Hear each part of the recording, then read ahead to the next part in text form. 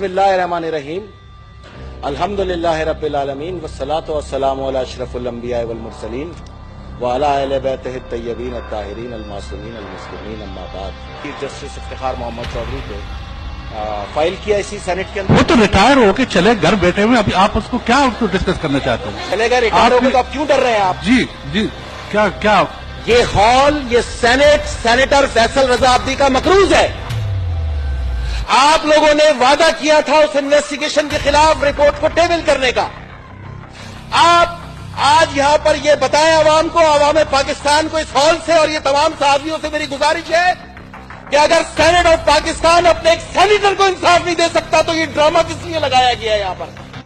میں بحیثیت سینیٹر سید فیصل رضا عابدی خوشی اپنے استعفے کا اعلان, اور اس ہال کے اوپر ایک قرض چھوڑ کے جا رہا ہوں میں آج کہ آؤ پاکستان کو انصاف دینے والوں, پاکستان کی عوام کو انصاف دینے والوں, تم اپنے ہی ایک سینیٹر کو انصاف نہ دے سکے.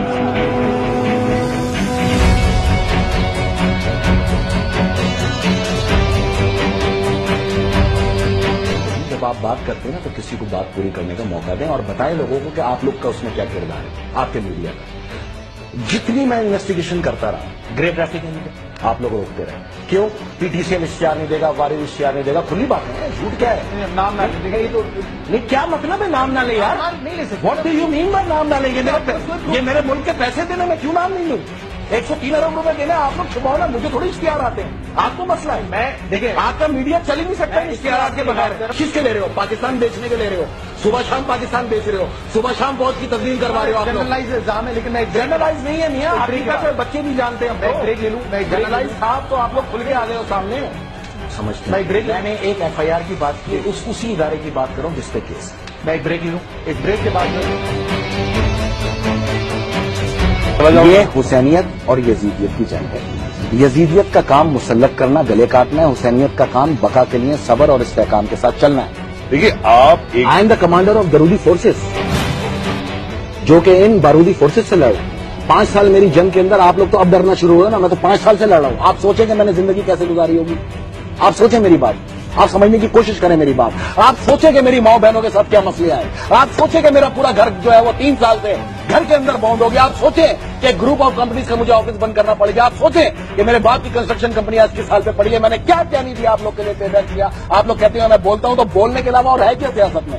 میں نے کہیں بندوق اٹھا کے لڑا, میں کوئی عوام لے کے آیا, میں نے کوئی مظاہرہ کیا, میں نے کوئی ڈیمونسٹریشن کیا؟ آج تک میں قانون کی حاکمیت کے تحت چل رہا ہوں. کہ اگر یہ آپ کے سارے سیاسی بیان نہیں ہیں تو مجھے تو آپ کی جان کا بڑا خطرہ لگتا ہے. میں الحمدللہ جس نے مجھے 10 گولیاں مارنی اور 20 مارے, میں اس سے اور زیادہ طاقت سے لڑوں گا اس پاکستان کے لیے. 2 کروڑ لوگوں کو یہاں کی آبادی سے اور شناخت سے اڑا کے پھینک دیا باہر. اس میں 100 موٹو نہیں بنتا, نہیں لے گا اس کے اوپر 100 موٹو. سینکڑوں دہشت گردوں کو باقاعدہ ریلیز کر کے عدالت سے باہر پھینک دیا, جیل توڑ کے دہشت گرد بھاگ گئے. اس پہ لے لیتا نا 100 موٹو, وہاں بھی نہیں لیا. بے نظیر بھٹو کے قتل میں جو قاتل کہہ رہے تھے کہ ہم نے قتل کیا ہے, ان کو اس کی عدالتوں نے چھوڑ دیا, لے لیتا 100 موٹو. یہ 590 ارب روپے پہ کل 100 موٹو لے لے اور چھوڑ دے ٹیکس پاکستان کو, تاکہ ہم قسط دے سکیں.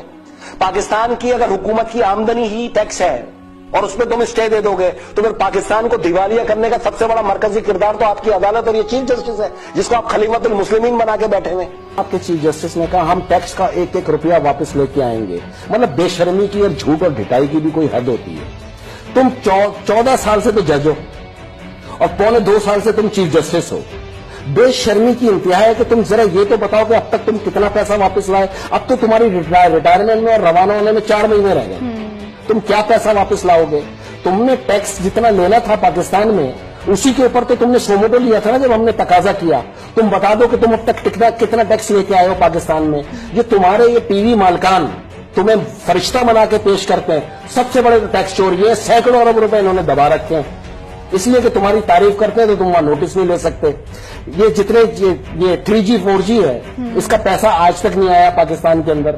$1.1 بلین. PTCL کے $800 ملین آج تک نہیں آئے پاکستان کے اندر.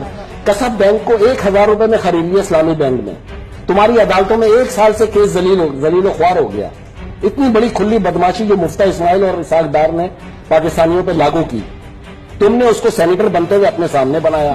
तुम ने मियां नवाज शरीफ के जाती मामलात में खुद बैठ के सुलह कराई, तुम पनामा पे आज तक फैसला नहीं दे सके, तुम पिछले 1.5 साल से आवाम को बेवकूफ बना रखा है तुमने पनामा के ऊपर, हालांकि ये दोनों भाई सजा याफ्ता है तुम्हारी सुप्रीम कोर्ट से। PLD 2000 उठाओ और पढ़ लो। उसके बावजूद इनका इलेक्शन में हिस्सा लेना, मॉडल टाउन के कातिल का इलेक्शन में हिस्सा लेना, तुम्हारे मुंह पे वो कलंदरी मोचड़ा है कि तुम जब रिटायर होकर जाओगे तो खुदा की लानत और अवाम पाकिस्तान की लानत अब कमर तक तुम्हारा पीछा करेगी। ढोंग ड्रामा मचा रखा है पाकिस्तान में, और वैसी ये कौम उसी ढोंग ड्रामे पे चल पड़ती है। वाह वाह जी, डैम पे नोटिस ले लिया। अब बेशर्मो, डैम पे नोटिस लेना इसका काम ही नहीं है, ये तो एग्जेक्टिव का काम है, बनाना तो बनाओ। हम खबर से आपको आगाह करें कि हुकूमत सिंध ने फैसल रजा आब्दी की गिरफ्तारी के लिए इस्लामाबाद पुलिस को इजाजत दे दी है। और ये मेडिसिन जो 200 फैक्ट्रियों की जाली निकली है, क्या मैं खाता हूँ? आपके बच्चे, आपके बुजुर्ग नहीं खाते? आप रिसर्च चेक करें कि पूरे पाकिस्तान के अंदर होने वाली अमवात 80% जो है वो तो जाली मेडिसिन है। अगर इंसानियत के हक के लिए कोई मुकदमा उठाए कि इलेक्ट्रिक का सो मोटो हुआ, मैं तो फैसला पूछ रहा हूँ, फैसला किधर है? क्या ये मेरा मुकदमा आज से? ये तो इफ्तिखार चौधरी साहब के दौर से चल रहा है। PCO जजेस के खिलाफ हूँ मैं, अदलिया के और जजेस के खिलाफ थोड़ी हूँ जिन्होंने कॉन्स्टिट्यूशनल ओथ लिया है। मैं तो उनकी इज्जत करता हूँ, मैं तो अदालत के अंदर आपके सामने मौजूद हूँ। आप हमने आवाज उठाई, नून लीग के खिलाफ जितने लोग गए थे, जिन्होंने करप्शन की, सबके खिलाफ आवाज उठाई गई। मीडिया ने उठाई आवाज, मीडिया ने उठाई। स्विस केस की आवाज कहाँ है पिछले 5 साल से? आप स्विट्जरलैंड, हाँ, स्विट्जरलैंड 5 साल से आप वहाँ पूरी कौम को आपने स्विस केस के पीछे लगाया। पिछले 5 साल से कोई स्विस केस पे एक प्रोग्राम तो दिखा दीजिए, दिखाए ना मुझे। आप मुझे एक बात बताएं, ये मेडिसिन जो 200 फैक्ट्रियों की जाली निकली है, क्या मैं खाता हूँ? आपके बच्चे, आपके बुजुर्ग नहीं खाते? आप रिसर्च चेक करें कि पूरे पाकिस्तान के अंदर होने वाली अमवात 80% जो है वो तो जाली मेडिसिन है। अगर इंसानियत के हक के लिए कोई मुकदमा उठाए कि इलेक्ट्रिक का सो मोटो हुआ, मैं तो फैसला पूछ रहा हूँ, फैसला किधर है? क्या ये मेरा मुकदमा आज से? ये तो इफ्तिखार चौधरी साहब के दौर से चल रहा है। PCO जजेस के खिलाफ हूँ मैं, अदलिया के और जजेस के खिलाफ थोड़ी हूँ जिन्होंने कॉन्स्टिट्यूशनल ओथ लिया है। मैं तो उनकी इज्जत करता हूँ, मैं तो अदालत के अंदर आपके सामने मौजूद हूँ। और अभी आपको अहम खबर दें कि फैसल रजा आब्दी को तौहीन अदालत केस में गिरफ्तार कर लिया गया है। फैसल रजा आब्दी को थाना सेक्रेटेरिएट मुंतकिल कर दिया गया है। साबिक सेनेटर फैसल रजा आब्दी को हथकड़ियां लगाकर इंसदाद दहशतगर्दी अदालत में पेश किया गया।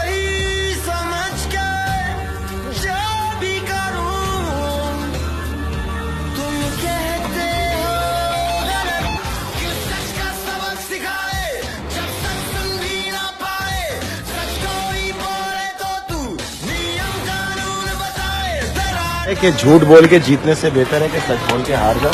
हक गालिब आके रहेगा और बातिल इंशाल्लाह मिट के रहेगा। उस वक्त का इंतजार। आब्दी साहब, आप अपनी गुफ्तगू में कोई नरमी लाएंगे आप, या आपका रवैया बरकरार रहेगा? आप झूठ बुलवाएं, नरमी आप सच बुलवाएं, और सच की पहचान ही है कि उसके अंदर नरमी हो ही नहीं सकती। मैं आपसे बार बार कह रहा हूँ, झूठ बोल के जीतने से बेहतर है कि सच बोल के हार जाओ। ये आखिरी आवाज हक की थी जिसको दबाया गया। फैसल रजा आब्दी साहब, आपको हथकड़ियां लगाकर पेश किया जाता है, लेकिन और मुकदमात है उनको हथकड़ी लगाकर नहीं पेश किया जाता। आपकी पहचान ये है कि उसका ये जेवर है भाई। हमने क्रिमिनल्स के साथ पूरी रात गुजारी है इस हवालात के अंदर। मैं ये समझता हूँ कि बेज़मीर माशरे के अंदर अगर कोई हक की आवाज़ बुलंद करे तो उसकी हक की निशानी हथकड़ी।